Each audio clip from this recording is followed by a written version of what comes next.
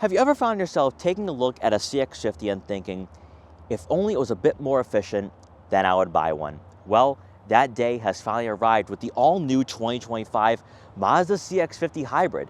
This is all due in part to Toyota's partnership with Mazda and providing this model with a hybrid powertrain.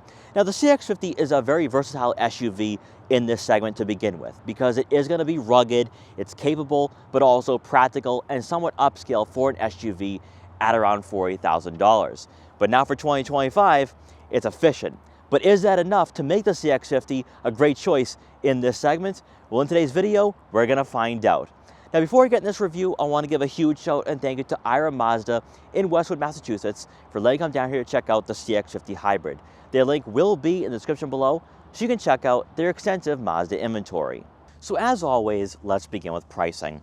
For the Premium Plus, which is the top trim for 2025, you're looking at a starting cost of just above $40,000, which really isn't too bad for a top trim in this market. It is very competitive with the Honda CR-V Hybrid and RAV4 Hybrid, so it is going to give you a new alternative in this market. But if you're someone who's just looking for an efficient daily driver, you don't need all the bells and whistles or amenities, by going with the preferred trim, that comes in at just below $34 grand. So by saving $6,000, that could go a long way. Although, if you do have lavish tastes, you might want to go with the Premium Plus. That will be speaking to you in more ways than one. Now, the main takeaway, though, for the CX-50, especially the hybrid trim, is that for the exterior, nothing's different at all, and the same will be said for the interior. Typically in this market, and I think about the Honda CR-V Hybrid, you get sportier aesthetics, more aggressive looks, and also a vehicle that does look rather different than the full gas-powered model. You can't say that with the CX-50. So you have the exact same features here for the exterior. Full LED headlights and LED turn signals up front, full LED taillights and turn signals for the rear. Also, it still retains the aggressive cladding for the wheel arches, the side profile, front and rear bumpers. But I'm really glad to see that Mazda still retained the grille design for the front fascia and also the side vents. That, to me, just looks so striking from the exterior. And also, I do think the CX-50 is one of the better looking crossovers in this market. You gotta remember that with the CX-50, it does go head to head with the Ford Bronco Sport and Subaru Crosstrek, along with other rugged SUVs. So it doesn't lose any of those attributes for the hybrid trim. And I think that will go a long way for some of you who are looking for a capable and versatile daily driver. By going with the Premium Plus, though, you are going to receive 19-inch alloy wheels, which gives this SUV an upscale look from the side profile. Also, just like we see for higher trims, for the full gas-powered model, you will have gloss black side mirror caps with turn signal indicators. They're also power folding, which is great to see for a vehicle in this market. And better yet, you will have blind spot detection for added safety and convenience. Then taking a look at the back very quickly here, you are going to have the dual exhaust outlets with that cladding, very typical for this model. Also, you will notice the fake grille design giving you some symmetry to the overall look of this crossover. But for me, though, I do like the design and body lines of this SUV. That's what makes the CX-50 so appealing and enticing in this market. You typically don't find that in this segment with the wide fender flares for the front and rear fascias, but also you don't find an SUV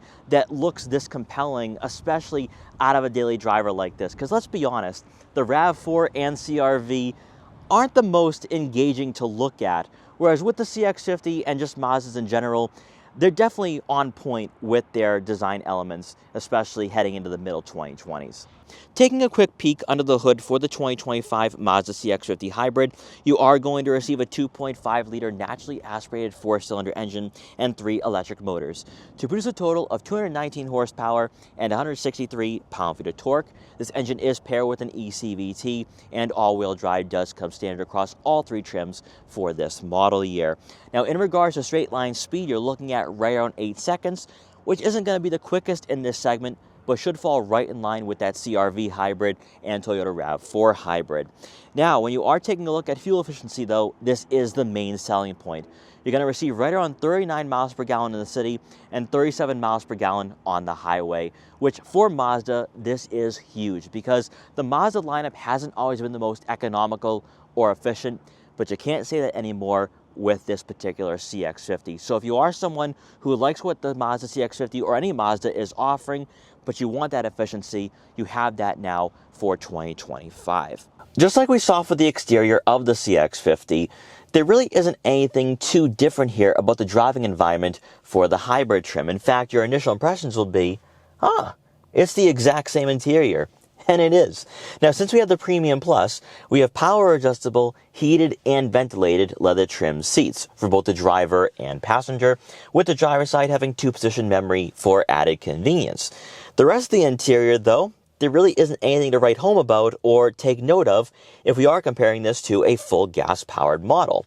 However, comparing this to a CR-V hybrid or RAV4 hybrid, I will say this. I think the CX-50 has a better interior layout that feels more refined and reflects the price point, especially for this particular trim at around $40,000. You have soft touch materials on the dashboard and door panels, gives you more of a heightened experience when you are behind the wheel. But also, I do like these leather trim seats. They are firm, so they're not going to be the most comfortable in this segment. I think a lot of you who are looking for a rugged crossover at around $40,000 will find them to complement your driving style and what you're going to be doing with this CX-50. Also, you will have a leather wrapped steering wheel, but no paddle shifters. I'm sad to see that, even though most likely you will not be rolling through the gears yourself with a hybrid, but I would still have to see that in this model. Now, since this isn't a sporty crossover, no aggressive 10-2 or 9-3 grips, but I have to say though, Mazda does a fantastic job with their leather wrapped steering wheels. In front of you will be analog gauges, and in the center, a small information display where you can customize this layout to your liking. Not super in-depth, but you can scroll through some information here, so that way you at least have some intuitiveness to this model. Now again, when it comes to Mazda, they really trim down on their technology. They don't want to have you focus on the screens or the gauge cluster. They want you to enjoy the driving experience, and nothing's different here for the CX-50 Hybrid. However, since we have the Premium Plus, we have a head-up display, and I will say that for a vehicle in this segment, the head-up display is very easy to read, and the resolution is pretty high quality for a crossover under $50,000. Then taking a look at the infotainment system, same software, same technology. It's not a dedicated touchscreen, so you will have to use the rotary dial and quick access buttons on the center console to get the different menus efficiently. However, you do have wireless Apple CarPlay and Android Auto compatibility, and by using Android Auto or Apple CarPlay, it then becomes a touchscreen. So just like we're seeing across the entire Mazda family of vehicles, you'll be able to use that when you do pair up your phone to this head unit. Now, by going with the Premium Plus, you'll also receive a 12-speaker Bose audio system, which will amplify the audio of your favorite music.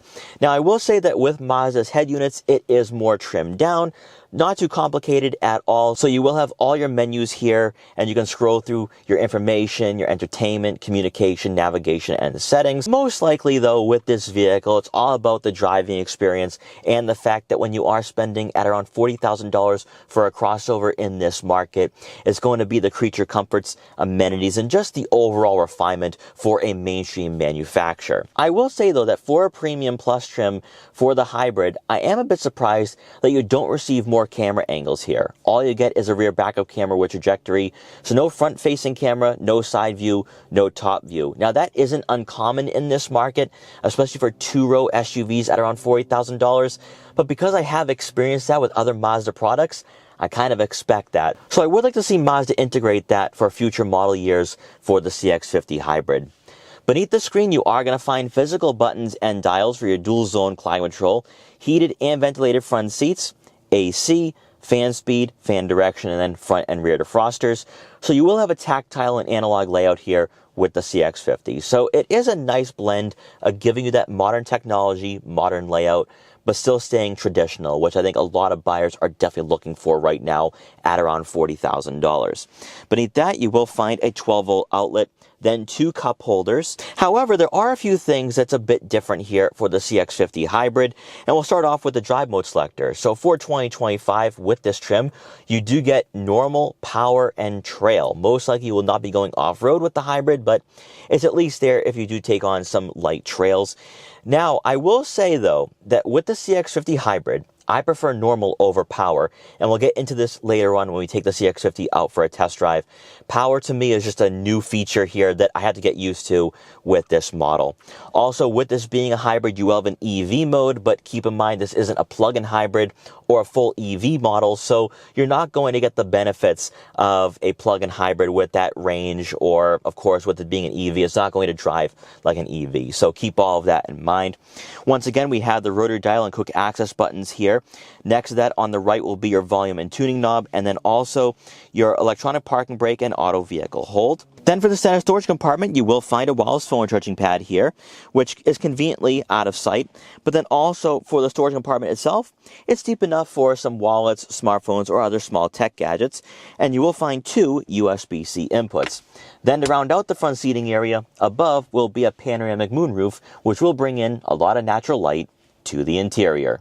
Then for passengers in the back, by going with the CX-50 Hybrid, you actually miss out on 2 inches of legroom for a total of 37.8, whereas if you were to go with a full gas-powered CX-50, 39.8, which is very competitive in this class. Even for a hybrid trim, 37 inches of legroom would fall right in line with a Hyundai Tucson, Volkswagen Tiguan, and Toyota RAV4. So it's not going to be a vehicle that will be cramped or claustrophobic for passengers in the second row, but also it still will be family friendly. I will say though that for a vehicle that does miss out on those 2 inches of legroom, you don't feel it at all. I adjust the seat all the way back. It's not necessarily on a recline, but I have plenty of legroom here. So I think you could definitely have taller passengers sit in the back, and everyone should be comfortable. Also, even with the panoramic moonroof, I don't think people will be hitting their head on the headliner. Now, with the CX-50 compared to the CX-5, not only do you get better legroom, but also I think you can squeeze in a third person in the center, because with that smaller center hump and the width of the CX-50, it should be able to accommodate 3 people in the back. Now, I also want to say one thing too with the CX-50 Hybrid. You could cross-shop this with a Ford Bronco Sport, maybe even a Subaru Crosstrek on the more affordable side for the trim levels for 2025 with this model. And that's what makes the CX-50 very versatile. So not only is it practical, but it's also going to be fuel efficient as well for this particular model. So definitely take some time when you are looking at buying a compact crossover right now at around $48,000, because if you want those rugged attributes and rugged qualities, you'll have that here with this model, which is one of the takeaways if you are comparing it to a CR-V or RAV4 hybrid. Also back here for the Premium Plus, you are going to receive 2 center-mounted air vents to go along with 2 USB-C inputs. We don't have heated outboard seats for the Premium Plus, which isn't too much of a surprise at all. You rarely see that in this market, but you do get a center armrest with 2 cup holders. Making our way around to the back one more time, take a look at the rear cargo area. By going with the Premium Plus, you are going to receive a power liftgate.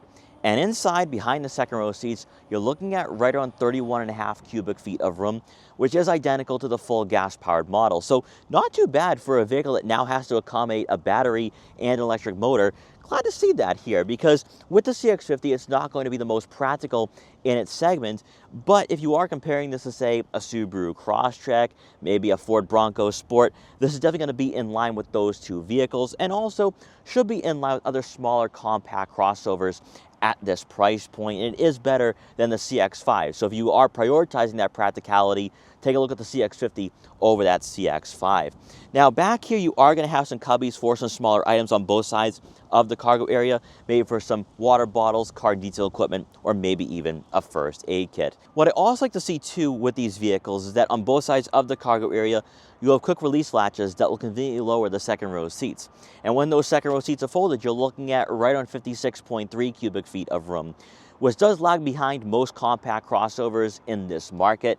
But when you are comparing this to some of the rugged offerings in this price range, I think you're going to like what the CX-50 is offering, not only in regards to that interior space, but the overall interior refinement. Then beneath the floor mat, and I will say I am a bit surprised here, you are going to find a spare tire. So if you encounter a flat on your road trips or travels, you can fix that and be back on the road. That is one thing you will not find in a Honda CR-V hybrid, so keep that in mind. But also for most hybrids, you don't get a spare tire. So I'm really glad to see that for the CX-50 for 2025. While there's nothing new for the exterior and interior, for the hybrid for 2025, It is quite polarizing, to say the least, when it pertains to the driving experience and mannerisms on the roadways, which is to be expected, obviously, with Mazda having to accommodate the extra weight of the electric motors and the battery placement.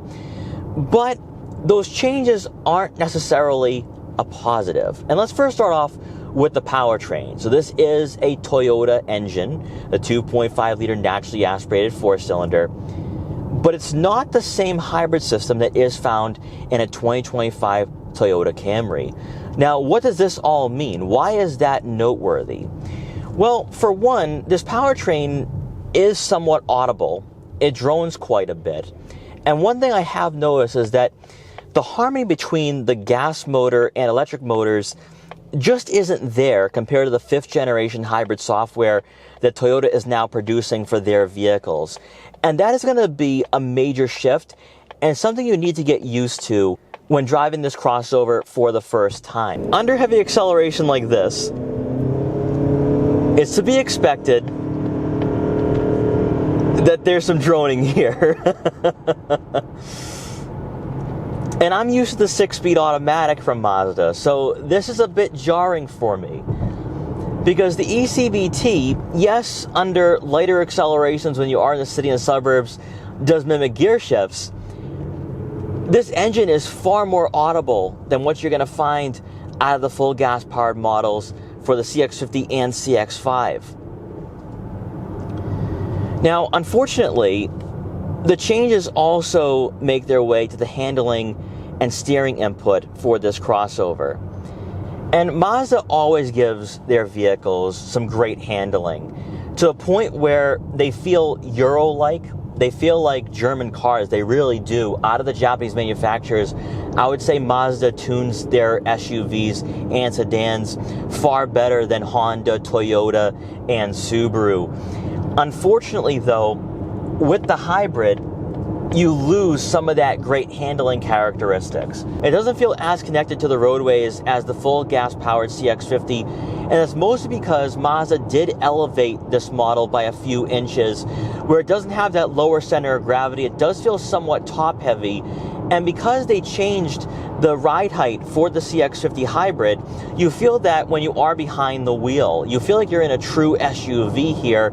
And that's not too bad, though, because you do have a lot of vision up front. You can see what's directly in front of you, but also with the thin A-pillars and more hatchback-like rear fascia, you can see what's directly in front and behind you. So it's not too bad. And then also aggressive side mirror caps, so you can see what's in your blind spots. But as a daily driver, as a fun crossover, I think by being fuel efficient, it takes the fun factor away. Now, hopefully I can get on some back roads here to demonstrate the handling and steering input, but also experience that for myself. Sadly, we have been dealing with a lot of wildfires lately, so roads have been closed in the rural areas, but also where there's any trees or back roads, so it hasn't been the best filming reviews lately. Anywhere you go, you see smoke in the air. It's like living out in California right now. Now, when you are cruising around in the city and suburbs or on the winding back roads, interior insulation isn't too bad. It's just this powertrain, and Toyota knows this more than anyone, that with their 5th gen software, it's going to be quieter in a Toyota product with the Camry, whereas with the RAV4 and CX-50, you're going to have that droning. However, when you are comparing this to a CR-V hybrid, I think the CX-50 is better in regards to feeling more agile, more responsive, and even though the steering input is different here for the CX-50 compared to a full gas-powered model, it should feel more agile and athletic. Now, thankfully, the second half of these roads are open, so let's experience what we have here with the CX-50. And while we're here, let's put it in power mode.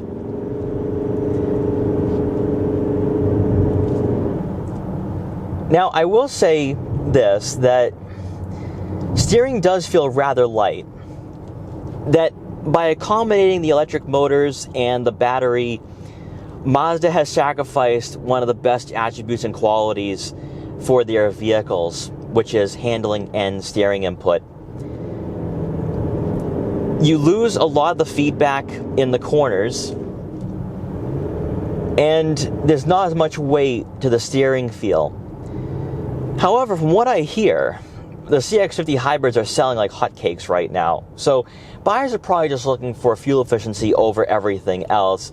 It's just me being used to the CX-5, CX-50, CX-70, and CX-90. You kind of hope and pray that Mazda is still going to infuse their great DNA into their hybrid products, but that just really isn't the case here.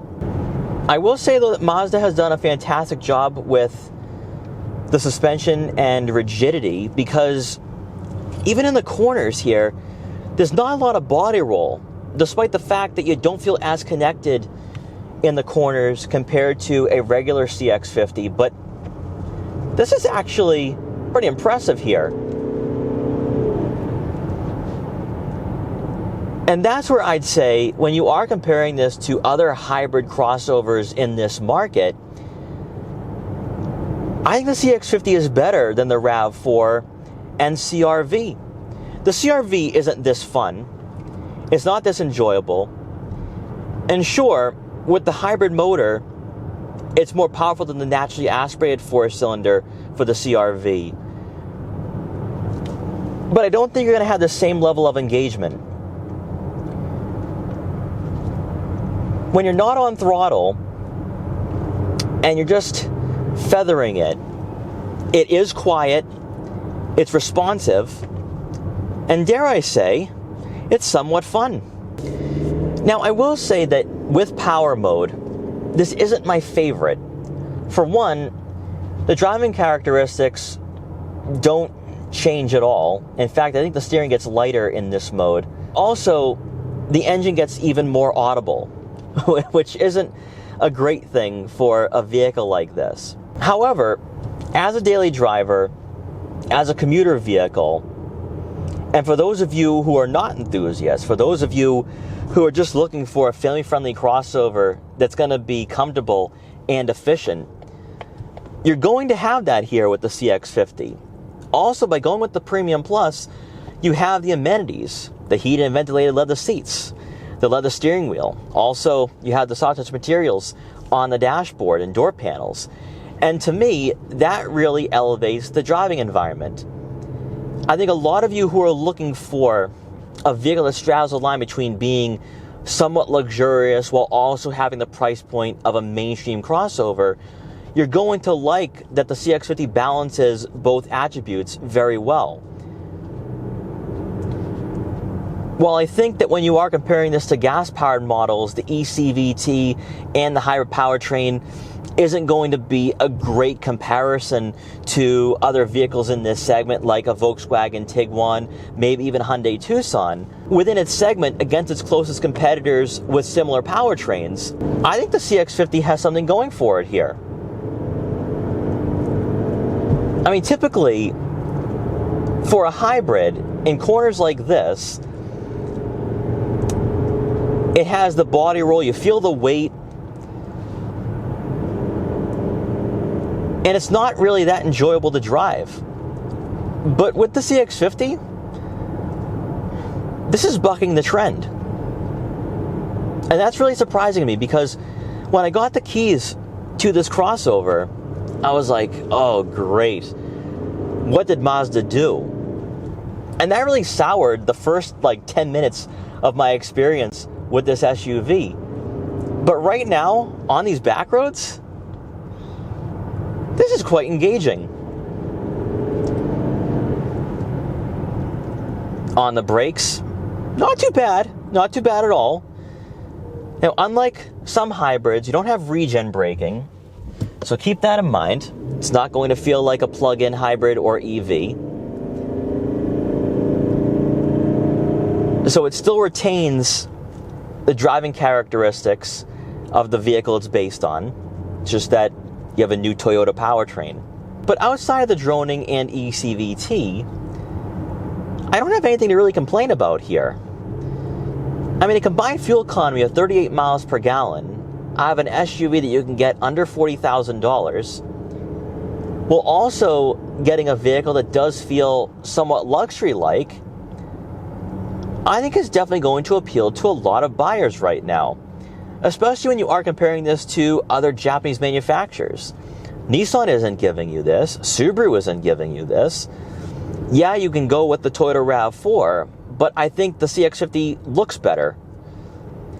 Also, when you are comparing it to that Honda CR-V, all right, you're sacrificing interior space, you're sacrificing overall practicality, but you're gaining a vehicle that I think is more fun to drive.